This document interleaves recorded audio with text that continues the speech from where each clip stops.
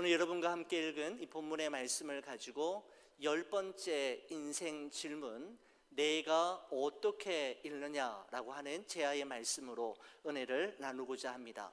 정용철 시인이 쓴 이런 사람이라고 하는 시가 있습니다. 여러분 한번 들어보시겠습니까?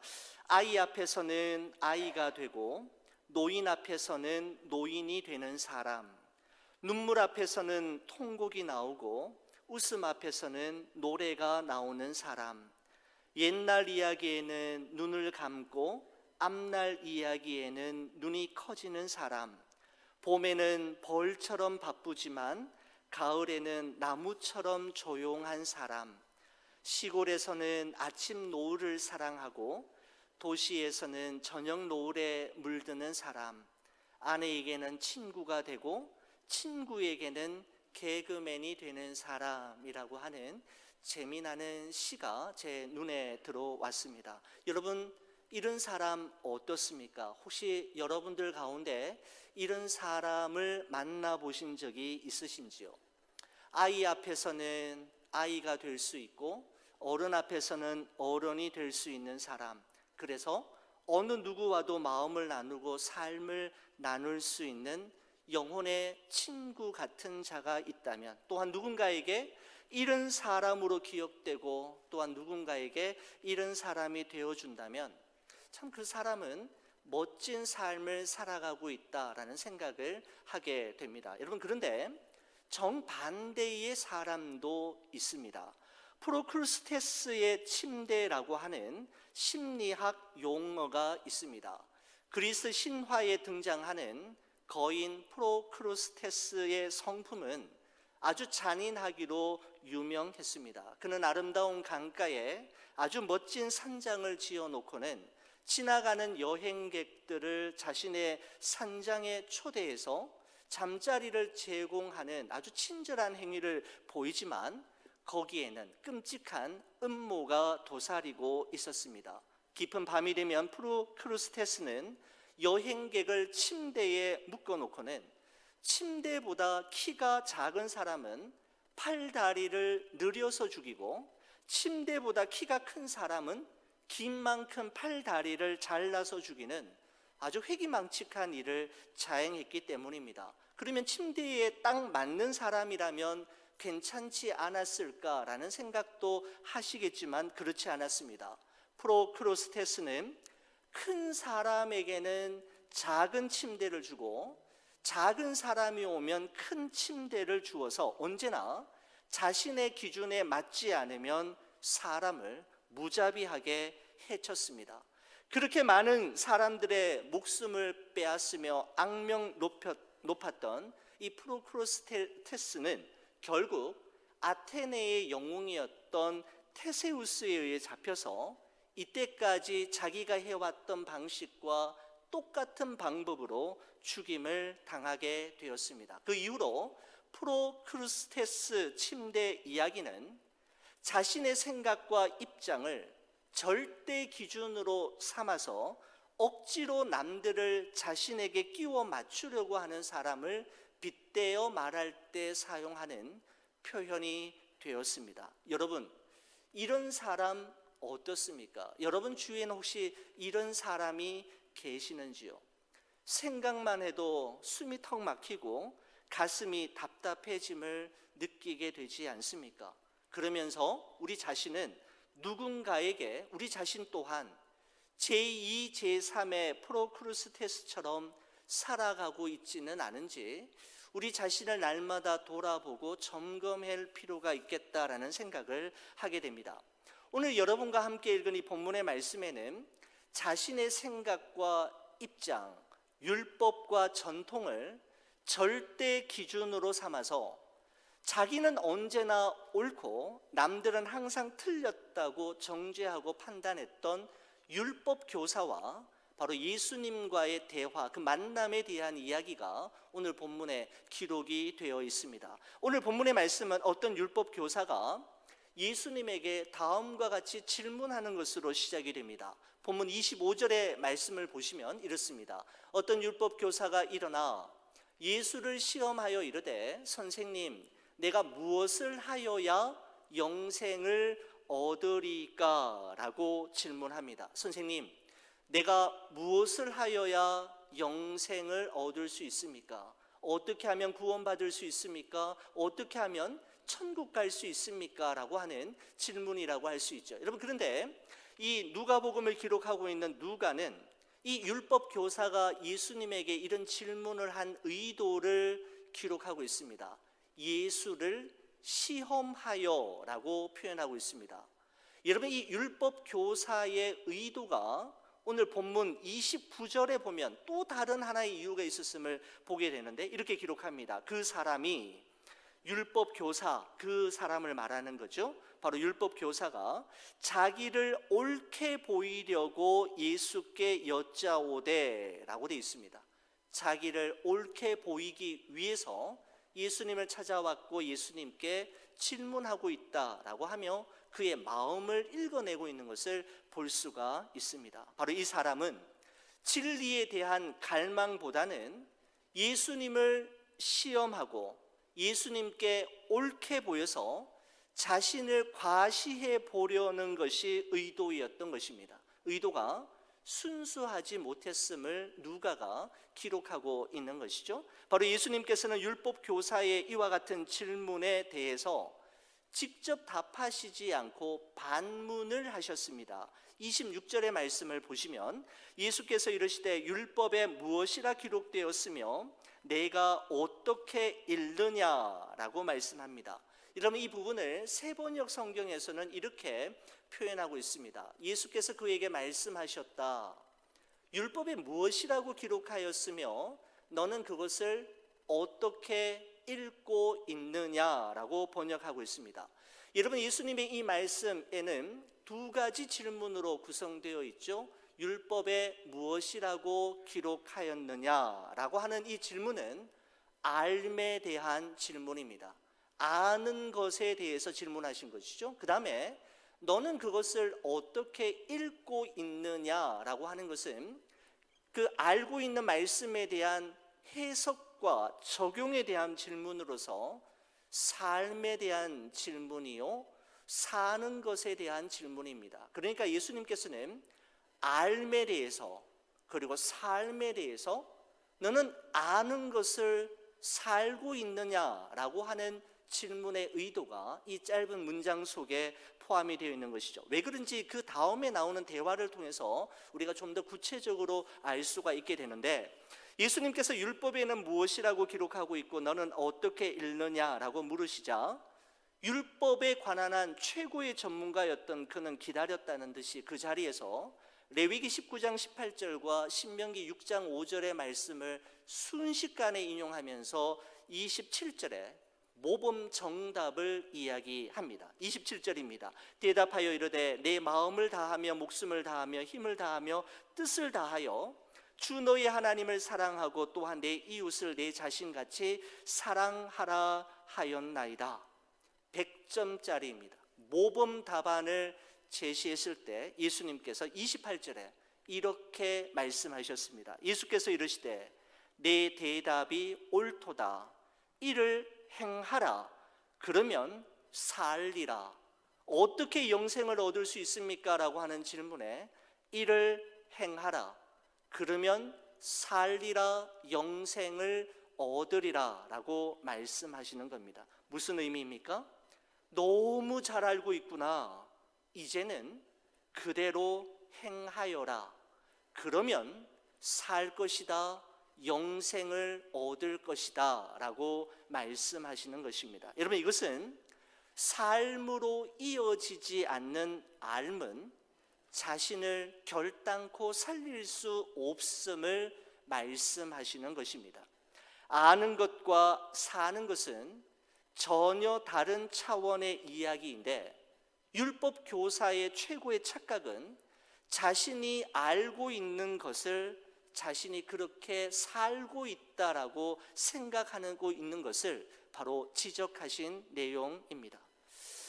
여러분, 오늘날 우리의 문제 역시 아는 것과 사는 것을 분리해 놓고 그렇게 살지 않으면서 가르치고 실천하지 않으면서 많이 배우고 있다라는 것이 아닌가라는 생각을 해보는 것이죠. 많이 아는 것과 정확하게 아는 것이 너무너무 중요하지만 그 알미 나의 삶을 대체할 수 없다라는 사실 또한 우리는 명심해야 합니다. 여러분, 종교개혁은 1517년 10월 31일 캐톨릭 사제이었던 마르틴 루터가 당시 로마 캐톨릭 교회의 부패와 타락을 비판하는 95개 조항의 반박문을 그가 가르쳤던 비텐베르그 대학의 정문에 붙임으로써 이 종교개혁이 시작이 되는데, 마르틴 루터가 종교개혁의 도화선에 불을 붙이게 했던 결정적인 성경 말씀은 로마서 1장 17절 말씀이었습니다. 우리 이 말씀 같이 한번 저와 함께 읽어주시겠습니까?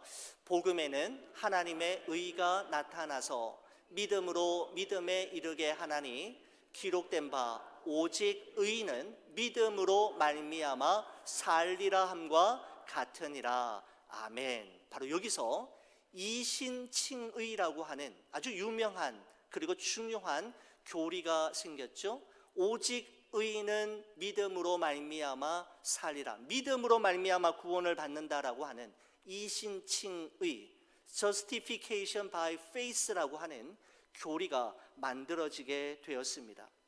바로 이 종교개혁의 결과로 오늘날 개신교, 기독교가 태어나게 된 것이지 않습니까? 여러분, 그런데 세월이 지날수록 많은 크리스찬들 가운데에는 오직 믿음으로 구원을 받는다라고 하는 이신칭의의 교리에 대해서 많은 이들이 오해하기 시작했습니다. 내가 구원을 받고 천국 가는 것은 선한 행위가 아니라 예수 그리스도를 믿음으로만 가능한 것이니까 아무렇게나 살고 적당히 살아도 교회 다니고 예수님 믿는다라고 말하면 누구나 천국 갈 수 있고 영생 얻을 수 있다라고 생각하는 사람들이 교회 안에서도 기하급수적으로 늘어나고 있다라는 말씀입니다. 물론 양심의 가책도 되고 끄리낌이 있는 것은 사실이지만 그렇다고 해서 천국 가는 것이 취소되는 것은 아니니까 어떻게 사느냐는 중요하지 않다라고 생각하는 사람들이 종교개혁 이후로 지금까지 교회 안에 점점 더 많아지고 있는 모습을 보게 되는 것이죠. 이것은 바로 성경의 가르침이나 마르틴 루터가 이야기했던 이신칭의의 교리와는 전혀 동떨어진 해석이요 적용이라고 할 수가 있습니다. 여러분, 기독교 강요를 쓴 잔 칼빈이 이 이신칭의의 교리를 잘못 이해하고 있는 교회의 성도들에게 이런 유명한 말을 남깁니다. 진정한 그리스도인의 신앙은 자신의 거룩한 삶을 통해 입증되어야 한다라는 말이었습니다. 여러분, 이 말의 의미는 알미 삶을 대신할 수 없고 입술로 하는 신앙의 고백이 실천하는 삶을 대체할 수 없다라는 의미입니다. 그 사람이 진정 구원받은 하나님의 백성이라면 그의 삶 속에서 거룩한 삶의 열매가 반드시 맺혀지고 보여지게 된다라는 의미입니다. 여러분, 예수님은 마태복음 7장 16절에서 18절에 이렇게 말씀하신 적이 있습니다. 그들의 열매로 그들을 알지니 가시나무에서 포도를 또는 엉겅퀴에서 무화과를 따겠느냐. 이와 같이 좋은 나무마다 아름다운 열매를 맺고 못된 나무가 나쁜 열매를 맺나니 좋은 나무가 나쁜 열매를 맺을 수 없고 못된 나무가 아름다운 열매를 맺을 수 없느니라. 그러면서 결론적으로 말씀하시기를 이러므로 그들의 열매로 그들을 알리라 라고 말씀하셨습니다. 바로 이 말씀에서 이 잔 칼빈이 거룩한 삶을 통해 그 사람이 정말 믿는 사람이고 영생을 얻은 자인지의 그것이 드러나게 됨을 말했던 것입니다. 여러분, 포도나무가 포도나무라는 것을 무엇으로 알 수 있습니까? 바로 그 포도나무에서 열리는 열매를 보면 한순간에 알 수가 있습니다. 무화과 나무가 무화과 나무라는 것을 어떻게 알 수 있습니까? 여러분, 물론 무화과 나무가 많이 자라는 지중해 연안 지역에 사는 사람이나 어릴 때부터 무화과 나무를 재배했던 사람이라면 마른 가지 하나, 나무 잎사귀 하나를 보고도 무화과 나무라는 것을 알 수 있겠지만 보통 사람들은 잘 분간을 하지를 못하지 않습니까? 여러분, 하지만 어느 누구나 쉽게 이것이 무화과 나무라는 것을 알 수 있는 방법이 있다면 바로 그 나무에서 맺히는 열매이지요. 무화과 나무 열매를 보고 이 나무가 무화과 나무임을 알 수 있게 되는 것입니다. 여러분, 그렇습니다. 열매를 통해 그 나무가 어떤 나무인지를 알 수 있듯이 사람 또한 그가 하는 말과 그가 살아가는 삶, 손이 깨끗하고 마음이 청결하며 뜻을 허탄한 데 두지 아니하고 또한 거짓말하지 않는 세상 사람들과는 차별화되고 구별화된 삶의 모습을 통해 우리는 그가 진실하고 신실한 그리스도인임을 확인할 수가 있게 되는 것이죠.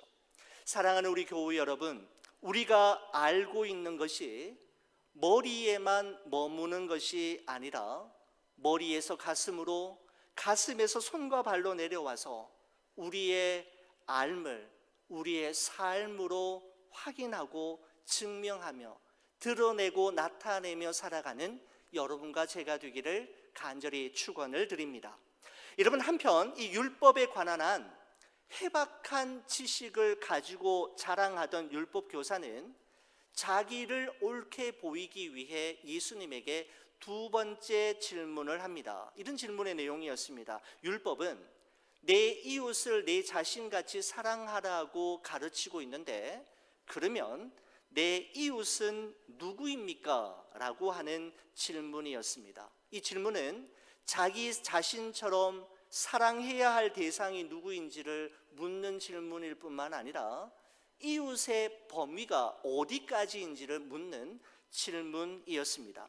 유대인들이 생각하는 그들의 이웃의 범위는 아주 제한적이었습니다. 유대인들은 자신의 민족만이 하나님께 선택받았다라고 하는 선민 사상과 우리는 아브라함의 후손이라고 하는 자부심으로 인해 유대인들을 제외한 모든 사람들, 즉 이방인들은 그들의 이웃이 될 자격이 없다고 마침표를 찍었습니다. 여러분, 심지어 근본주의 유대인들은 하나님께서 이방인들을 창조하신 이유는 지옥의 뜨거운 불을 지피기 위한 장작더미로 사용하시기 위해서 이방인을 창조하셨다라고 말할 정도로 그들의 교만함은 이루 말할 수가 없는 것이죠.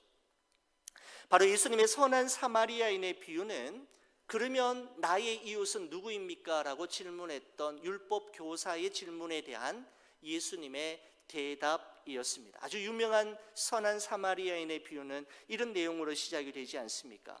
아주 위험한 길을 여행하는 한 사람이 예루살렘으로서 여리고로 내려가는 중이었습니다. 예루살렘에서 여리고까지는 32km나 되는 결단코 짧지 않은 먼 길이었고 산악길이었습니다. 강도들이 아주 많이 출현했던 곳으로 알려져 있습니다. 또한 이 길은 여리고 지역에 사는 제사장과 그 레위인들이 자신에게 주어진 직무를 감당하기 위해 예루살렘 성전에 출퇴근하던 길이 바로 이 길이었습니다. 예루살렘에서 여리고로 내려가고 있던 한 사람은 그곳에서 강도의 습격을 받았고 소유물을 다 빼앗겼을 뿐만 아니라 너무 많이 두들겨 맞아 죽을 지경에 이르는 순간에 길거리에 내버려지고 말았습니다. 마침 그때 제사장이 지나가고 레위인도 지나갔지만 그 사람을 보고도 피하여 지나갔습니다. 여러분, 성경은 두 번이나 이와 같은 사실을 강조하고 있는데 31절 32절의 말씀에 보면 이렇습니다. 마침 한 제사장이 그 길로 내려가다가 그를 보고 피하여 지나가고 또 이와 같이 한 레위인도 그곳에 이르러 그를 보고 피하여 지나가되 라고 말씀하고 있습니다. 못 봐서 지나친 것이 아니라 보고도 못 본 채 하며 지나갔다라고 누가는 정확하게 고발하고 있는 것입니다. 여러분, 제사장과 레위인은 어느 누구보다도 하나님과 가까이 지내는 사람처럼 보였고, 모세의 율법에 기록된 대로 내 이웃을 내 자신같이 사랑하라고 항상 가르치며 강조했던 사람들이기 때문에 당연히 도움을 줄 거라고 기대했지만 실상은 그렇지를 못했던 것이죠. 잠깐 엉뚱한 생각이지만 당시 그곳에 다른 사람들이 좀 있었으면 어땠을까라는 생각을 하게 됩니다. 왜냐하면 그들은 보여주기, 쇼오프 하는 것을 좋아하는 사람들이기 때문에 주위에 다른 사람들이 좀 있었다면 보고도 지나치지 않고 그 강도 만난 사람을 도와주려고 했을런지도 모릅니다. 하지만 그날 그곳에는 아무도 제사장과 레위인들의 착한 일을 도와줄 사람이 없었던 것이죠. 제사장과 레위인은 보고도 못 본 채 피하여 지나갔다라고 성경은 두 번이나 강조하며 말씀하고 있습니다. 여러분, 제사장이 지나가고 레위인도 보고도 피하여 지나간 그곳을 누가 지나가게 되느냐 하면 전혀 예상치 못했던 제3의 인물 사마리아인이었습니다.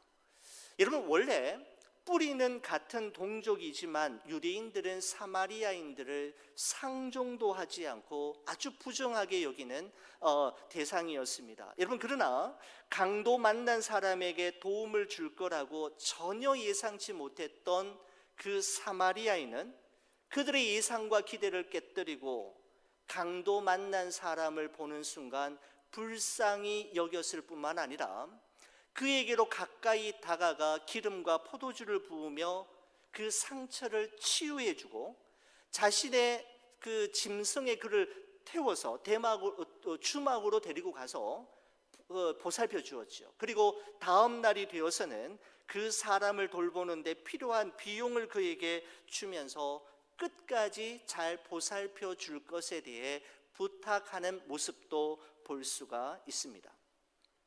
예수님께서는 여기까지 비유를 말씀하신 후에 그 율법 교사에게 다시 질문을 하셨습니다. 36절 말씀을 보시면 내 생각에는 이 세 사람 중에 제사장과 레위인과 사마리아인 이 세 사람 중에 누가 강도 만난 자의 이웃이겠느냐라고 질문하셨습니다. 여러분, 이 질문에 대해 그 율법 교사는 차마 자기 입으로 사마리아인이라고 말하기는 거북했는지 이렇게 답변합니다. 37절입니다. 이르되 자비를 베푼 자니이다.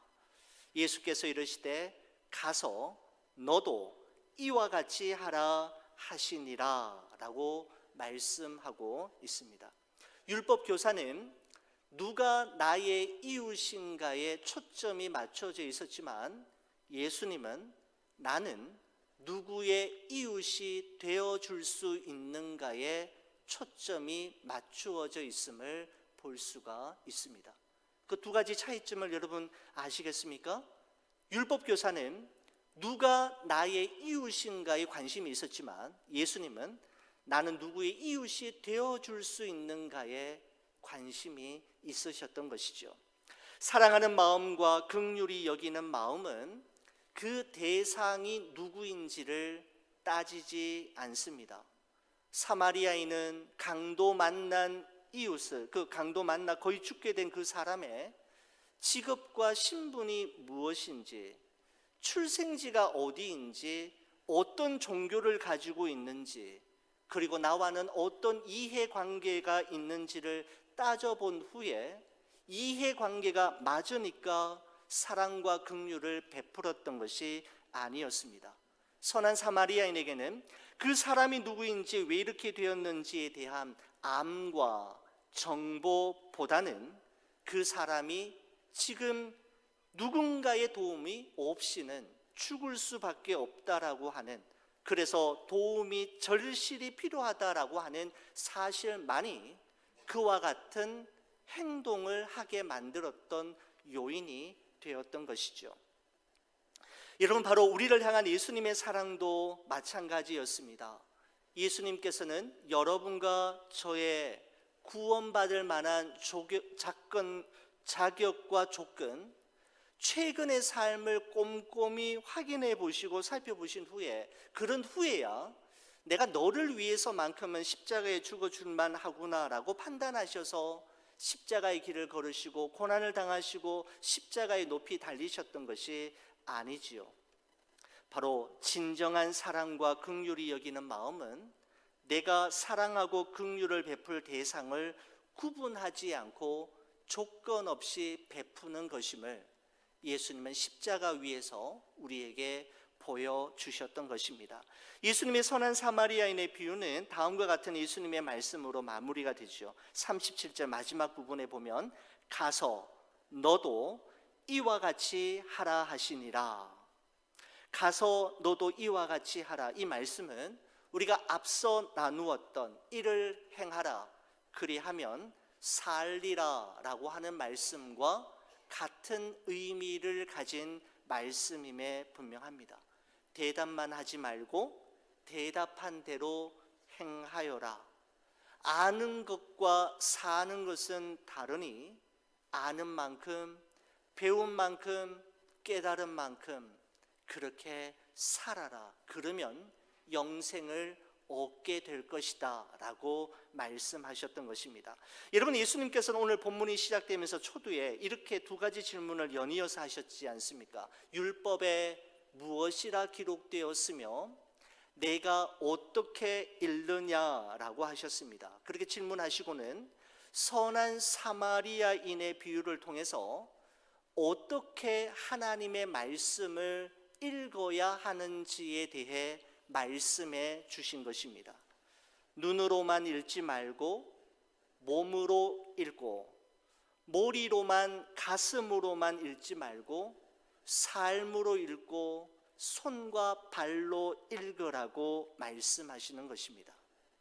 예수님의 이 말씀에 대해 가장 잘 적용한 성경 구절이 저는 야고보서 2장의 말씀이라고 생각이 되는데, 예수님의 이 말씀을 야고보는 이렇게 해석해서 독자들에게 아주 선명하게 말씀해 주고 있습니다. 야고보서 2장 14절에서 17절인데 이 말씀은 저와 함께 교독 한번 하시는 겁니다. 제가 14절 먼저 보겠습니다. 내 형제들아, 만일 사람이 믿음이 있노라 하고 행함이 없으면 무슨 유익이 있으리요? 그 믿음이 능히 자기를 구원하겠느냐? 만일 형제나 자매가 헐벗고 일용할 양식이 없는데 너희 중에 누구든지 그에게 이르되 평안히 가라, 덥게 하라, 배부르게 하라 하며 그 몸에 쓸 것을 주지 아니하면 무슨 유익이 있으리요? 이와 같이 행함이 없는 믿음은 그 자체가 죽은 것이라. 아멘. 바로 예수님의 말씀을 야고보는 정확하게 이해했고 우리가 어떻게 해야 할지에 대해서 분명하게 설명해 주었던 것입니다. 저는 이 설교 말씀을 준비하면서 오늘 이 말씀을 우리가 머리로만, 우리의 가슴으로만 담는 것이 아니라 우리의 삶으로, 우리의 손과 발로, 우리의 몸으로 적용하며 실천했으면 좋겠다라고 하는 강렬한 마음이 저에게 들었습니다. 여러분, 뉴스를 통해 이미 잘 알고 계시리라 생각이 됩니다마는 러시아가 우크라이나를 침공한 지 24일, 25일이 되는 동안에 무려 2,000명의 민간인들이 무고하게 죽임을 당하였고 거기에 양국의 군인까지 포함하면 더 숫자가 훨씬 더 늘어나게 될 것입니다. 게다가 고국을 떠나, 집과 모든 것을 버리고 고국을 떠나 폴란드와 헝가리, 유럽 각국으로 흩어진 그 우크라이나의 난민의 수가 어제 뉴스를 보니까 무려 1,000만 명에 육박한다라고 이야기하고 있습니다. 저는 이 말씀을 보면서 우연하게 이 말씀을 끼워 맞추기 위해서 이 본문을 정했던 것은 아닌데, 말씀을 준비하면서 이 말씀만큼은 머리와 가슴에 머무르는 말씀이 아니라 우리의 삶으로 실천하는 말씀이 되었으면 좋겠다라는 생각이 들었습니다. 우크라이나는 그야말로 강도 만난 이웃입니다. 강도 만난 이웃을 위해서 우리 주님은 우리 교회가 보고도 못 본 채, 나와는 아무런 상관이 없는 채 피하여 지나갔던 제사장과 레위인처럼 반응할 것이 아니라 선한 사마리아인처럼 그들의 손을 잡아주고 그들의 무너진 가슴을 다시 일으켜줄 귀한 액션을 해주기를 바라는 주님의 마음을 저는 말씀을 준비하며 생각이 났습니다. 일불의 기적 헌금인 것이죠. 바로 일불의 기적 헌금이 주님의 이름으로 전해질 때 오병이어의 기적이 일어나서 꿈을 잃어버리고 무너진 저들의 가슴에 예수 그리스도의 사랑과 복음이 전해지며 그 땅에 그리스도의 푸르고 푸른 복음의 계절이 반드시 오게 될 거라 저는 확신하게 되었습니다. 이런 말이 있잖아요. 종은 누군가 그것을 울리기 전에는 종이 아니고, 노래는 누군가 그것을 부르기 전에는 노래가 아니다라고 이야기한 것처럼 우리 마음속에 있는 사랑도 나누기 전에는 아직 사랑이 아닌 것입니다. 제사장과 레위인처럼 피하여 지나가는 것이 아니라 다가가 우리가 할 수 있는 일이 무엇인지를 살피고 그 사랑을 함께 나누는 여러분과 제가 되기를 간절히 축원을 드립니다.